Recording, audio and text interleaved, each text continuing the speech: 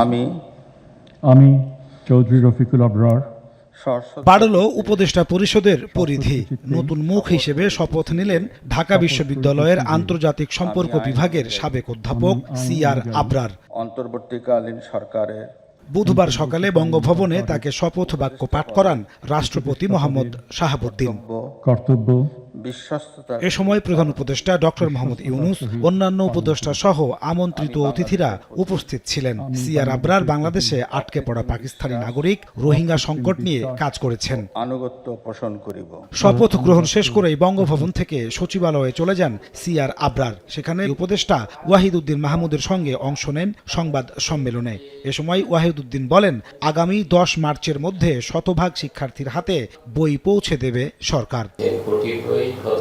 এই কয়েকদিনের মধ্যে ছাপা হলে যেগুলো বার্ষিক পরীক্ষা আসলে হয় না।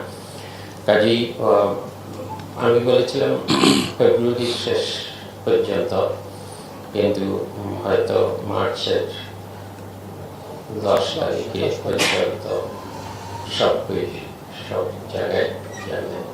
পরে সাংবাদিকদের মুখোমুখি হন নতুন শিক্ষা উপদেষ্টা CR আবরার। সবার সহযোগিতায় বৈষম্যহীন সমাজ গঠনে ভূমিকা রাখার প্রত্যয় ব্যক্ত করেন তিনি।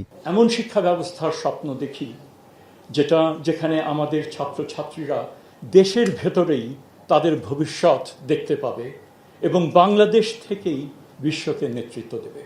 আমি এটুকুই বলবো, এবং আমি মনে করি এটা হয়তো একদিনে হবে না, 1 বছরে হবে না, 5 বছরে হবে না।